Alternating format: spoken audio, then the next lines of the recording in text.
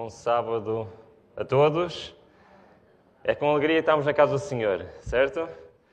É muito bom realmente podermos aqui estar, podemos juntos estudar a palavra do Senhor. Hoje temos a lição 11, temos vindo a estudar o livro de Deuteronômio. Eu quero vos dizer que no início deste ano, este livro, na lista dos meus livros preferidos, subiu muitas posições. Nunca tinha dado, já tinha lido este livro, mas nunca tinha dado assim um estudo profundo neste livro. E no início deste ano, não sei porquê, nos estudos de livros bíblicos que eu ando a fazer, estive a estudar este livro. Não sabia que mais tarde íamos ter um trimestre inteiro dedicado a este livro. E eu aprendi a gostar deste livro, que antigamente eu achava este livro, bom, era apenas mais um livro, mas de facto é um livro extraordinário.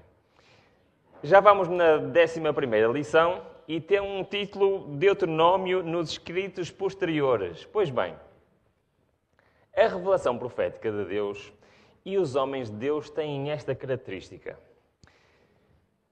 Reparem bem, Moisés, primeiro escritor da Bíblia, começou e tem nos primeiros 5 livros da Bíblia, o Pentateuco, que são, de facto, o fundamento da revelação profética de Deus. Frequentemente, estes livros são citados pelos profetas posteriores, certo? Que formam o Velho Testamento. Depois, mais tarde, temos o próprio Jesus, que constantemente estava a citar o que é? Todo o Velho Testamento, que é os escritos sagrados do povo de Israel.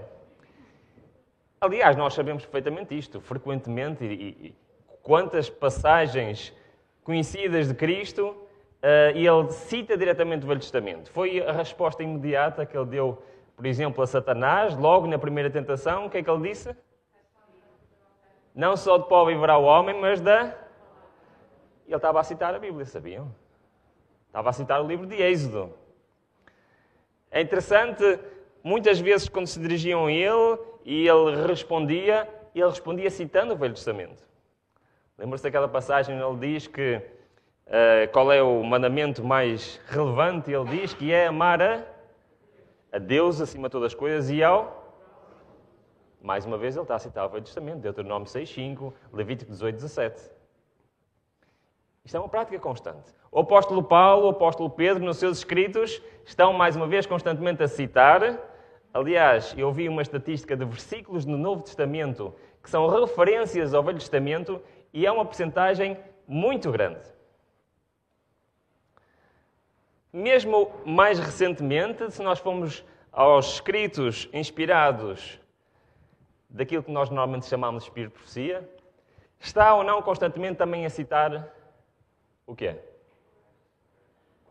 O que é que costuma estar constantemente a citar? Todo o Novo e Velho Testamento. Isto é uma característica que temos da inspiração profética.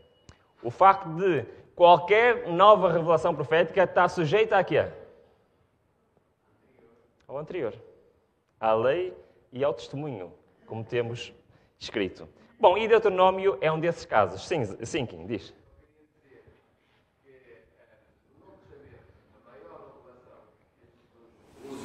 Sobre o Velho Testamento.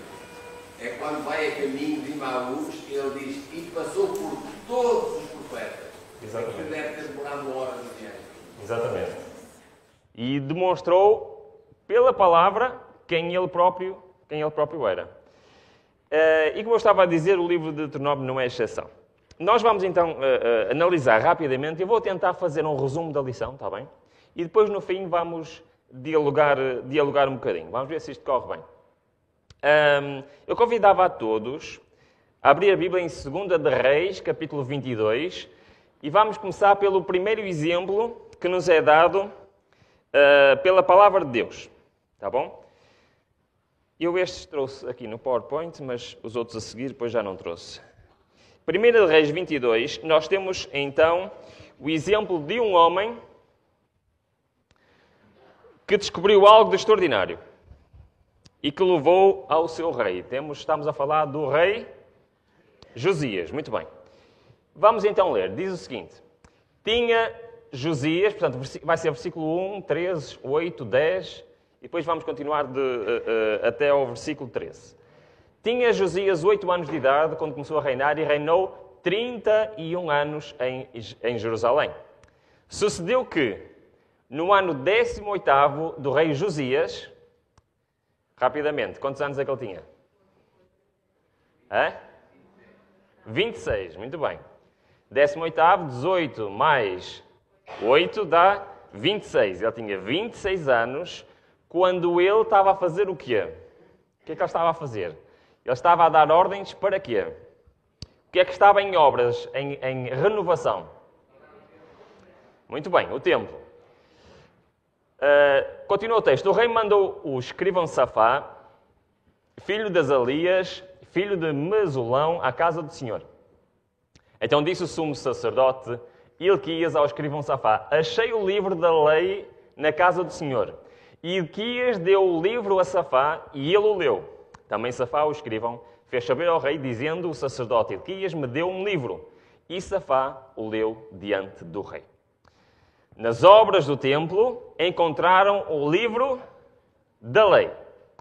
O que é que Josias fez, ou qual foi a reação de Josias quando lhe foi lido o livro da lei? Sucedeu, pois, que, ouvindo o rei as palavras do livro da lei, rasgou as suas vestes. Isto era uma prática deste tempo. Quais eram os motivos que levavam alguém a rasgar as suas vestes? Sofrimento, sim, uma notícia trágica, sim, mais. Arrependimento. Então vemos que aquilo que ele ouviu deste livro mexeu com ele ou não? Muito.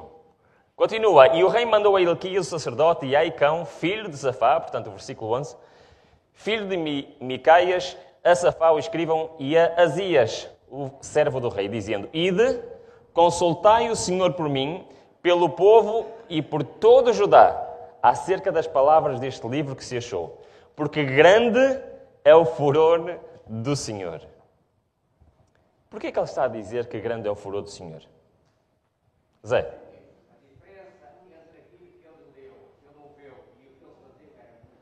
Muito bem.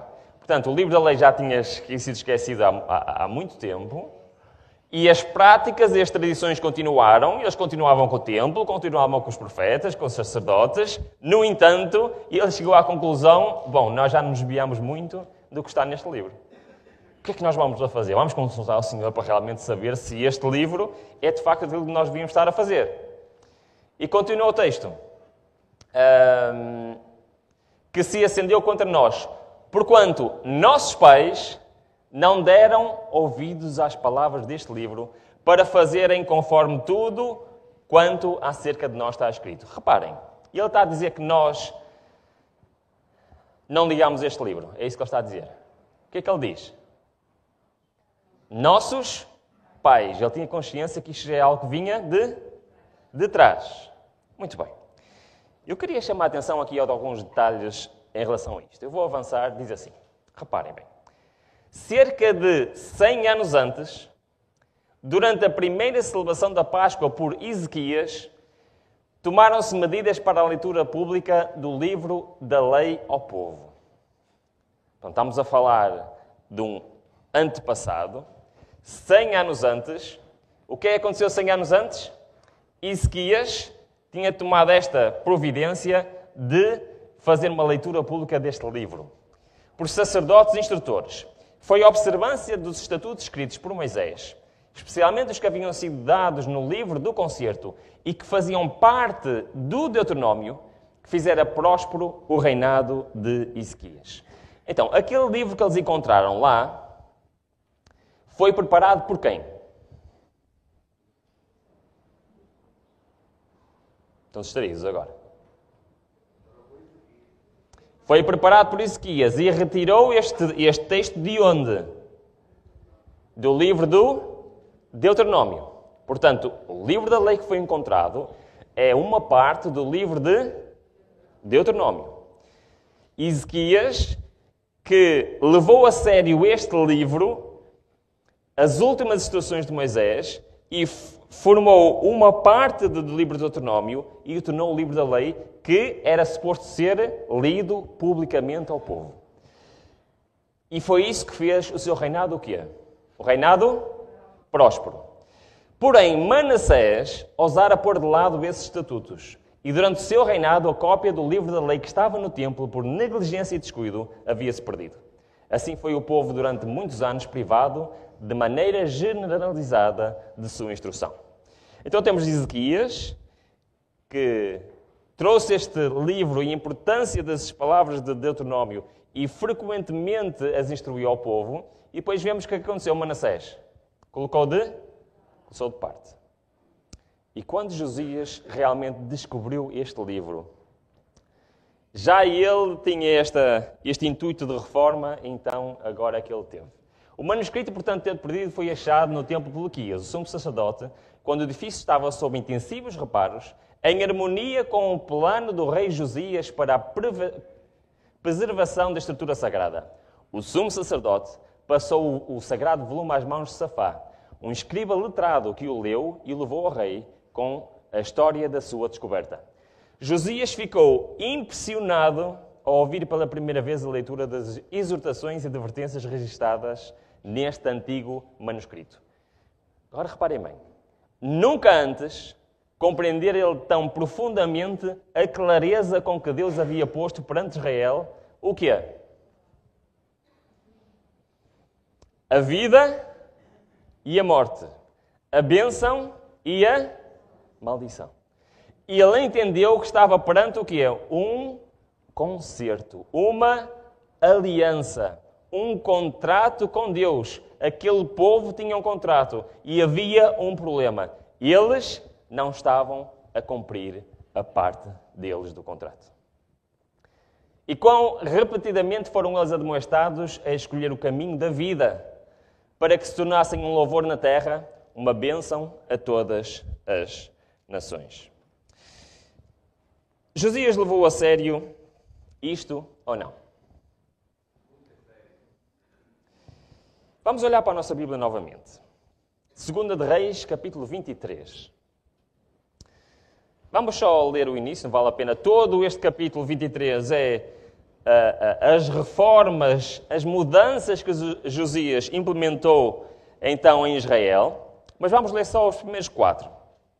Portanto, 2 de Reis, 23, desculpem. 2 de Reis, 23, versículo 1. Então o rei deu ordem a todas as autoridades de Judá e de Jerusalém se juntaram a ele. Versículo 2.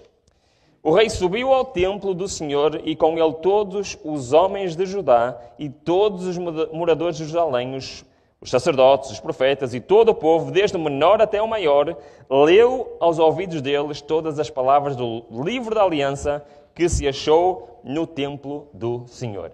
Primeiro passo de Josias, qual foi? Fazer o mesmo que fez quem? Ezequias. Ler perante todo o povo o livro da lei. Partilha foi o primeiro passo. E ele não ficou com aquelas palavras para ele quis partilhar a todo o povo aquilo que ele tinha encontrado. Versículo 3, segundo passo. O rei se pôs em pé junto à coluna e renovou a aliança perante o Senhor, para o seguirem, obedecerem os seus mandamentos, os seus testemunhos e os seus estatutos de todo o coração, de toda a alma, confirmando as palavras da aliança escritas naquele livro. Então todo o povo firmou a aliança. O que é que eles fizeram após a partilha? Renovaram a aliança que já tinha feito a quem? Aos seus antepassados. Certo? Porquê é que eles fizeram isto? Porquê é que eles quiseram renovar a aliança? Porquê é que o rei Josias quis partilhar e renovar a aliança? Porque eles tinham quebrado essa aliança. Certo? E a partir do versículo 4, o que é que começa? O rei ordenou ao sumo sacerdote Equílias e aos sacerdotes auxiliares e aos guardas da porta que tirassem do templo do Senhor todos os vasos que tinham feitos por Baal e para o posto sagrado e todos os seus exércitos queimou-os fora de Jerusalém, tal, continua o texto, o resto do capítulo. O que é que ele fez a seguir? Primeiro, partilhou. Segundo, renovou os votos. E terceiro, foi o quê?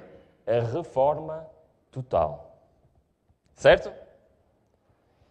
Isto não é, se calhar, também um paralelismo para nós hoje? O que é que vocês acham? Não acham que é? Quando nós descobrimos as verdades da palavra de Deus, não é este exemplo de Josias que deve ser espelhado também na minha vida? Ou eu ficar tão entusiasmado com o que está aqui, de ser impossível eu não partilhar? De eu ficar tão entusiasmado com o que está aqui, de eu querer entregar a minha vida e renovar os meus votos, a minha aliança? E ao mesmo tempo também fazer uma mudança, uma reforma na minha vida? Temos, de facto, um exemplo extraordinário de Josias e o poder transformador da palavra de Deus. Sendo que este poder transformador estava nas letras deste livro de Deuteronômio. Parte do livro de Deuteronômio provocou toda esta mudança no povo de Israel. Mas vamos continuar.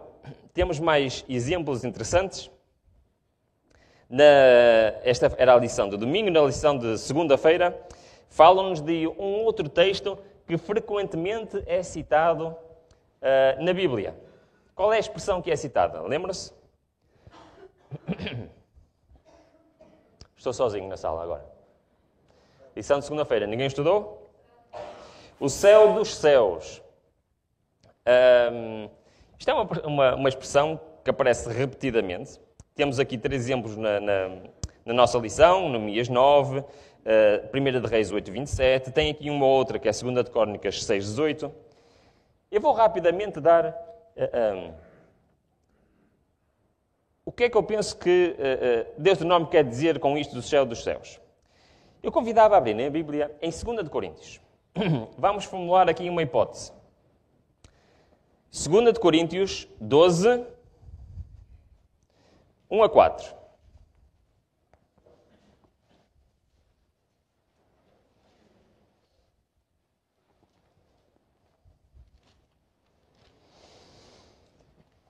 Vamos ler um texto do apóstolo Paulo, que parece que não tem nada a ver com a lição de segunda-feira, mas eu acho que tem. Paulo está a falar de uma visão que ele teve, em que ele foi arrebatado para o céu. Certo? Então reparem o que é que ele diz. Fui, está a falar dele próprio, arrebatado ao paraíso. E ouviu palavras indivisíveis, as quais não era lícito ao homem falar. E porquê é que eu estou a falar neste texto? Porque aqui em 2 de Coríntios nós temos uma expressão muito interessante, que está no versículo 2. Reparem o que é que diz no versículo 2. Conheço um homem, continua a falar dele, em Cristo, que há 14 anos, por isso esta visão que ele está aqui a descrever, que passou 14 anos antes, foi arrebatado ao... O que é que diz a vossa Bíblia? Terceiro céu. Esta é uma expressão muito curiosa do apóstolo Paulo. Porquê é que ele diz que, quando ele foi arrebatado em visão até o paraíso, até o sítio onde Deus habita, porquê é que ele diz que foi ao terceiro céu? Alguém tem opinião sobre isso? Muito bem. É porque há um primeiro e segundo. Perfeito. Aliás, o Gênesis diz claramente isso, não é? O Gênesis fala de um primeiro céu, que é a nossa atmosfera, de um segundo céu, que é todo o universo, onde nós vemos as estrelas, os planetas. Diz... Não, eu achei que a gente ia falar dos ciclos do céu e o inferno de Dante e tal. Não é isso, né?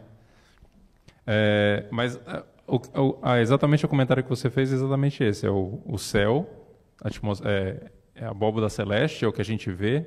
Céu, universo e céu, morada de Deus. Exatamente. O termo hebraico é o mesmo para os 3. Então tem que se referir exatamente ao que você está querendo dizer. Exatamente. Por isso ele aqui destaca que é o terceiro, para distinguir entre a nossa atmosfera.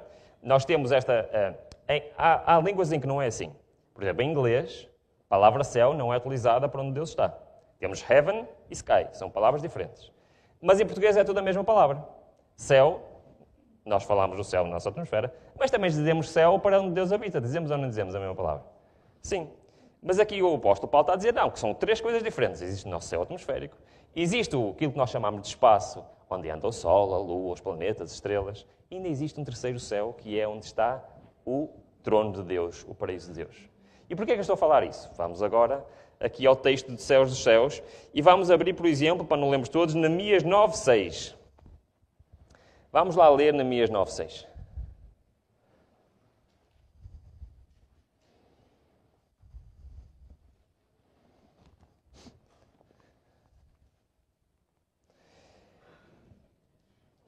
O que é que diz então em Neemias 9:6? Portanto, a ideia é, existem quantos céus? Quantos? 3. Ok, 9:6. O que é que diz? Isto está citado em Deuteronômio. Só tu és Senhor. Fizeste o céu. Qual é este céu? Primeiro. E a seguir, o que é que ele diz? E o céu dos céus e todo o seu exército. Portanto, está-se a referir a qual agora? O que é que vocês acham? Está a falar de um e do outro. Qual? Qual é que vocês acham? Primeiro e ao segundo. Porquê é que eu digo segundo? Vamos continuar a ler. A terra e tudo o que nela há, os mares e tudo o que neles há, o primeiro, e tu concedas a vida a todos. E o exército dos céus te adora. Então o que é que ele está a querer dizer? E é isto que estamos a referir aqui depois a Deuteronômio. Já agora vamos lá ler. Qual é o texto de Deuteronômio que tem a citação dos céus dos céus? Deuteronômio 10, 12 a 15. Vamos lá agora, já agora. Qual é o contexto? 10, 12 a 15. Que diz...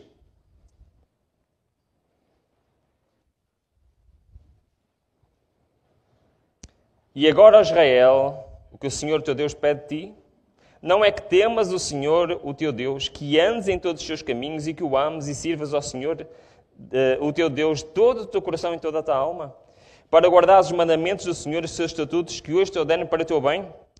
Os céus e os céus dos céus são do Senhor, o teu Deus, a terra e tudo o que nela há. Mesmo assim, o Senhor se afeiçoou a teus pais e os amou, e a vós, descendentes deles, escolheu todas as nações, como se vê antes. Mais uma vez temos uma referência aqui entre os céus e os céus dos céus. E porquê é que Deus, ou melhor, porquê é que Moisés escreve esta expressão de céu dos céus? Porque é interessante, é como se tivesse a ser usado o nosso planeta e todo o universo como testemunhas de uma aliança. Parece que dá esta ideia ou não dá? O que é que vocês acham? Parece que tudo aquilo que foi criado por Deus, estando no céu, no nosso planeta, na nossa atmosfera, estando por todo o vasto universo, são não só uma prova de que Deus é o Criador, mas também como um testemunho desta aliança. E porquê? Porque tudo que existe no céu e nos céus dos céus existe por vontade de... Por vontade de quem? Pela vontade e pelo poder de Deus. E o mesmo Deus que fez o céu e os céus dos céus foi o mesmo que fez esta aliança. Foi ou não foi? E se calhar por isso, Josias, ao olhar para as letras deste livro da lei, ficou completamente, nem sei qual é a melhor palavra, e eu acho que ele ficou ao mesmo tempo temeroso, mas ao mesmo tempo com vontade de quê? De renovar e fazer parte desta aliança. Pergunta rápida para cada um de nós: será que eu na minha vida hoje também quero fazer parte desta aliança? O livro de Deuteronômio e esta secção que eles usavam para o livro da lei é só para o povo de Israel? Obrigado, é exatamente. Ou esta aliança é a mesma que Deus quer fazer comigo, Deus quer fazer com cada um de vocês? Alison, força. Desculpa, que tem 2 pontos aí que são importantes que a gente precisava ressaltar. A primeira questão com relação ao testemunho de todo o universo da aliança. o primeiro ponto importante disso é que a aliança não serve somente para a salvação nossa, mas a aliança é uma reivindicação do caráter de Deus, ou seja, ela influencia em todo o universo criado e os seres não caídos também. Isso é um ponto muito importante. A outra questão é que quando Josias encontra, ele tem o reconhecimento de quão distante ele está do ideal de Deus e quão distante o povo está do ideal de Deus. Então, na questão do nosso arrependimento e da nossa vida cristã, a gente tem que ser lembrado constantemente de quem nós somos. A gente nunca pode esquecer de quem nós somos, porque quando nós esquecemos de quem nós somos e começamos a ter a presunção de que nós somos melhores do que nós somos, nós nos distanciamos do ideal de Deus. Então isso é uma questão muito importante também na nossa própria missiologia, entender quem nós somos em todo o momento. Obrigado, Alisson. E agora vamos então para outro exemplo de alguém que frequentemente se inspirou no livro de Deuteronômio. Estamos a falar de Jeremias e da lição de terça-feira. E agora vamos sim ao verso áureo. Deuteronômio 4. O que é que diz em Deuteronômio 4? É de facto um texto que eu acho um texto muito forte, um texto extraordinário. Nós temos então Deuteronômio 4, 23 a 29, que fala, isto é uma exortação de Deus. Deus está a falar, eu vou ler, 23. Cuidado para não esqueceres da aliança que o Senhor, vosso Deus, fez convosco. Eles esqueceram ou não, em Josias? Quantos anos passaram de Ezequias para Josias? Lemos no início. Quantos? 100 anos. Já se tinham esquecido. Fazendo alguma imagem de escultura, figura de alguma coisa que o Senhor, vosso Deus, proibiu. Fizeram isto ou não fizeram? Fizeram. 24. Pois o Senhor, o teu Deus, é fogo que consome, é Deus zeloso. 25. Quando gerares filhos e netos e envelheceres na terra e vos corromperdes... Deus já estava a dizer o que é que ia acontecer, não estava? Vos corromperdes, fabricando alguma imagem de escultura, figura de alguma coisa, fazendo assim mal aos olhos do Senhor, provocando a ira, tomo hoje por testemunhas contra vós o céu e a terra, que depressa sereis exterminados da face da terra, que atravessando o Jordão, ides possuir, não prolongareis os vossos dias nela, antes sereis de todo destruído. O Senhor vos espalhará entre os povos, e vós só restará um pequeno número entre nações, às quais o Senhor vos conduzirá. É interessante que estas palavras proféticas estão aqui, foram escritas antes de acontecer. Quem é que viu isto a acontecer, literalmente, e citou estas palavras na sua pregação? Jeremias. Muito bem, vamos ver rapidamente. Jeremias 29, capítulo 13.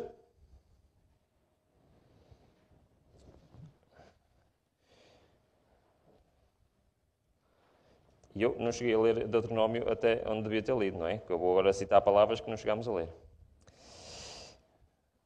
E ainda vou só continuar, desculpem lá, continuar Deuteronômio 4. Vou só ler até ao 29.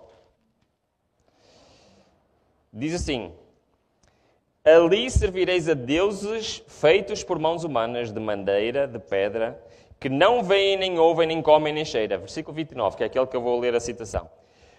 Então dali buscarás ao Senhor o teu Deus, e o acharás. Quando o quê? Quando buscares de todo o teu coração e de toda a tua alma.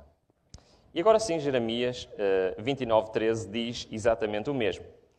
Diz o seguinte: vós me buscareis e me achareis quando buscares de todo o vosso coração. Todas estas palavras que nós lemos em Deuteronômio foram cumpridas e aconteceram. E Jeremias foi testemunha de todas elas. No entanto, a mesma promessa de libertação foi referida pelo profeta Jeremias. É muito interessante que Jeremias iniciou o seu ministério durante o reinado de quem? De Josias. Então, mais uma vez, temos outro homem que, além de Josias, também foi o quê? Influenciado fortemente por que livro? o livro de Deuteronômio, que é parte daquele livro da lei que foi encontrado. E por isso ele constantemente, nas suas exortações, nas suas mensagens ao povo de Israel, constantemente ele cita o livro de Deuteronômio. Lição de quarta-feira temos outro exemplo. O exemplo de Miqueias. Eu vou terminar só mais com este exemplo antes de nós fazermos um apanhado geral desta lição. Vamos ler mais este texto? Sim? Miqueias 6... Vamos antes a Deuteronômio, desculpem lá. Deuteronômio 10, 12. Miqueias, no capítulo 6, está a exortar o povo de Israel. E ele cita Deuteronômio 10, versículo 12. Vamos lá, Deuteronômio 10, 12. O que é que nos diz? Diz-nos o seguinte: E agora, ó Israel, o que o Senhor teu Deus pede de ti, não é que temas ao Senhor o teu Deus, que andes em todos os seus caminhos e o ames, e sirvas ao Senhor o teu Deus de todo o teu coração e de toda a tua alma. Permitem-me fazer esta pergunta. Será que este texto também é para mim hoje? Acreditam que este texto é para mim hoje? Ou não? Quem?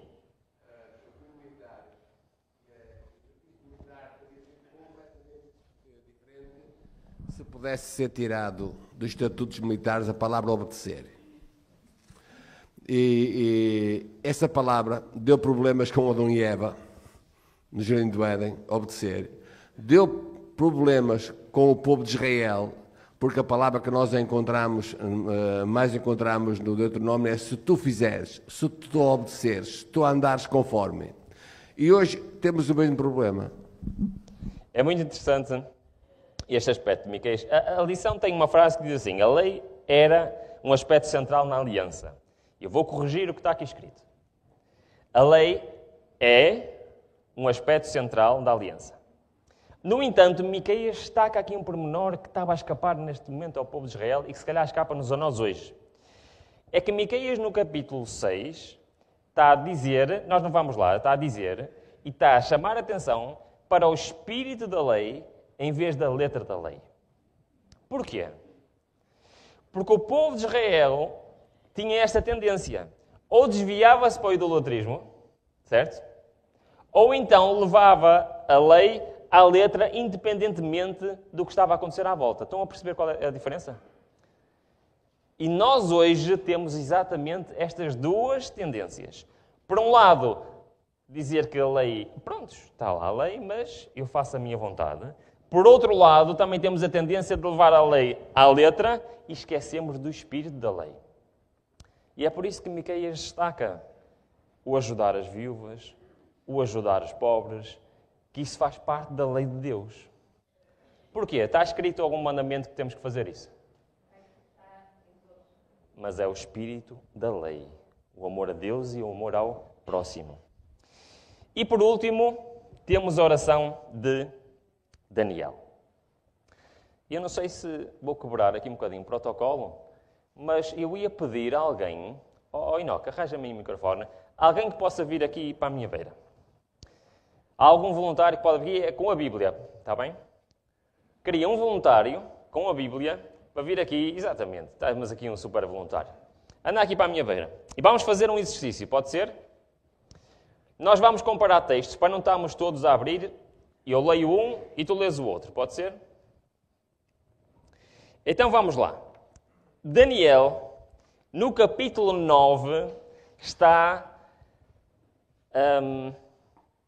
tão preocupado ao ponto de ficar doente. Ok? Ele estudou o livro de Jeremias, entendeu que os 70 anos estavam-se a aproximar, 70 anos que marcavam que o povo ia ser liberto, olhou à sua volta e não viu nada a acontecer. Vais abrir no Deuteronômio, está bem? Deuteronômio 7, o primeiro. Então ele estava tão preocupado que ele, a chorar, dobrou os seus joelhos a Deus e começou a orar. capítulo 9, a maior parte do capítulo 9, é uma oração de Daniel. Portanto, vamos abrir em Daniel 9 e o Kim vai abrir em Deuteronômio e nós vamos comparar. Está bem? Pode ser? Vamos começar no versículo 4 e a seguir o Kim vai ler 7, Deuteronômio 7, 21 e 9. Está bem, Kim? E eu leio. Sim, eu leio Daniel. Para ler tem que abrir em Daniel, não é? Vamos lá, Daniel capítulo 9. Eu vou ler Daniel e tu lês o Deuteronômio. Vais ler o 21 e depois o 9. Eu leio primeiro. Daniel 9.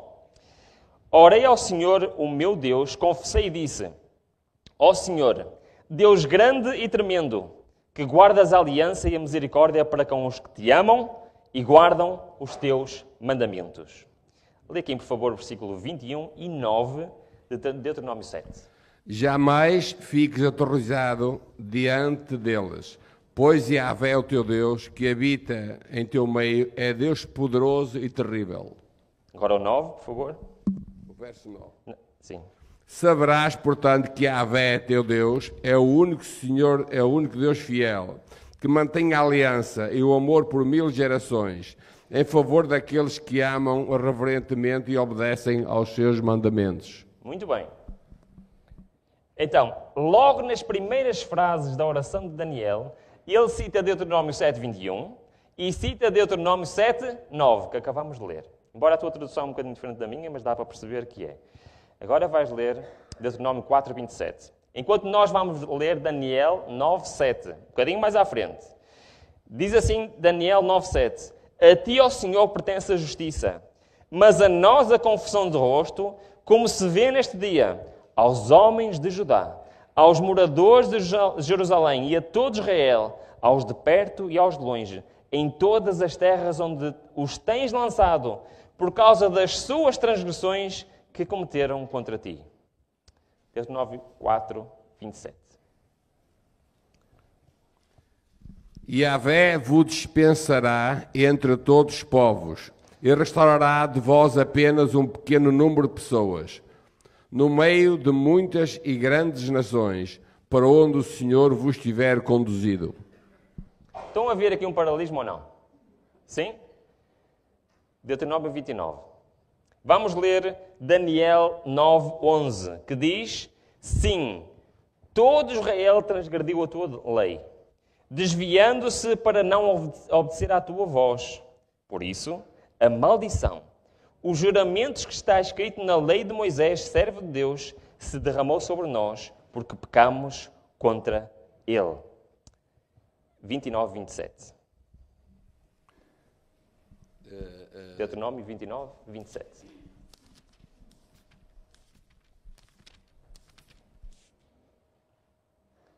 Portanto, o 11 está-nos a falar desta maldição de terem sido espalhados por terem quebrado a lei de Moisés. Deuteronômio 29, 27.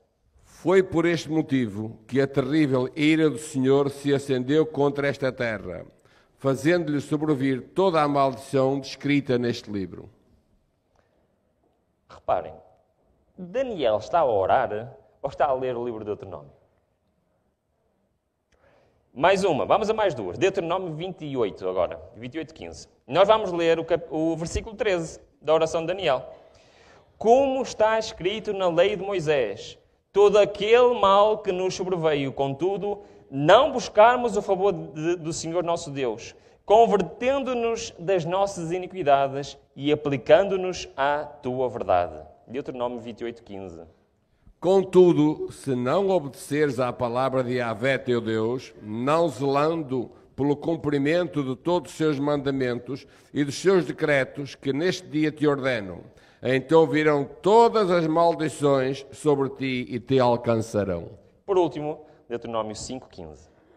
Nós vamos ler o versículo 15 de Daniel 9, que diz: Na verdade, ó Senhor, nosso Deus, que tiraste o teu povo da terra do Egito com mão poderosa e ganhaste para ti nome. Como se vê neste dia, pecamos e procedemos impiamente. Deuteronômio 5:15. Recorda que foste escravo na terra do Egito e que Yahvé teu Deus te libertou e te tirou de lá com mão poderosa e com braço forte. Por isso, o Eterno, O teu Deus te ordenou, guarda o dia de Shabat, o sábado. Obrigado, Kim. Eu vou repetir a pergunta. Vocês lembram-se de um jovem que aqui há uns anos, eu peço só mais 2 minutos à escola sabatina, está bem?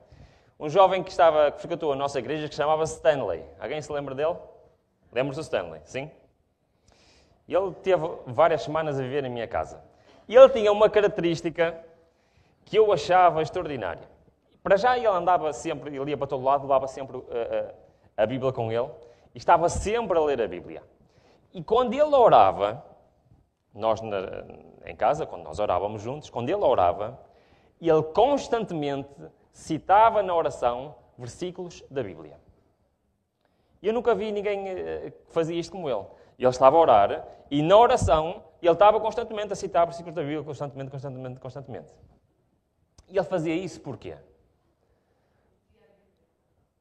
Exatamente. Porque ele conhecia profundamente a Bíblia e sabia inúmeros versículos de cor e como que reclamava essas promessas de Deus para a sua vida. Acham que é isto que Daniel está a fazer aqui no capítulo 9? Esta oração de Daniel, lendo isolada, não entendemos isto. Ele está a orar, ele está realmente a dizer aquilo que aconteceu, que quebraram as leis de Deus, que veio a maldição. Mas se nós formos comparar o texto, e eu tenho uma ferramenta de comparação de versículos, okay? Em que a gente seleciona um versículo e diz todos os versículos que estão a ser citados lá.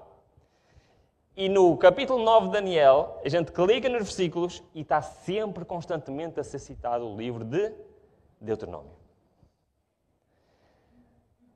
Daniel não estava simplesmente a orar. E ele estava, de memória, a citar o livro de Deuteronômio, a citar as promessas de Deus, a citar aquilo que Deus tinha dito que iria acontecer e, sobretudo, a reclamar. O que é que ele estava a reclamar? A grande promessa de libertação da parte de Deus. Era isso ou não? Porque ele estava a dizer a Deus, repara Deus, tu disseste que isto ia acontecer e aconteceu. Disseste que nós os tínhamos abandonar e nós abandonamos. Mas tu também disseste que se nós nos arrependêssemos, se nós te buscássemos, o que é que tu ias fazer? Tu ias trazer a libertação a cada um de nós. Deus deu ou não? Quem era o povo, ou parte do povo que estava naquele momento a interceder e a reclamar as promessas de Deus? Quem era todo o povo de Israel? Era quem? Era Daniel. Sim, Clarinha, já estamos... Só mesmo para terminar, desculpa.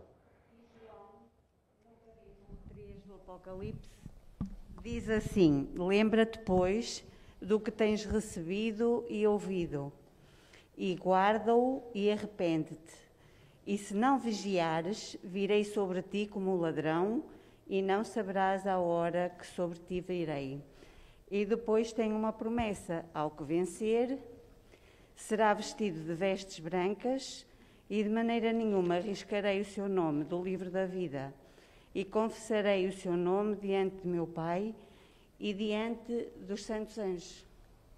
Portanto, muito bem, obrigado. Vai reiterar tudo o que tens dito até agora, certo? Teixeira, temos que terminar, desculpem lá, mas só rapidamente. É só um momento muito rápido, que há bocado acerca do jovem Stanley, quando ele lia, e esse é a típica forma dos israelitas orarem a Deus. Quando estão a orar, eles recitam os versículos da Bíblia. Isso é uma forma, ainda hoje o povo judeu ora dessa forma.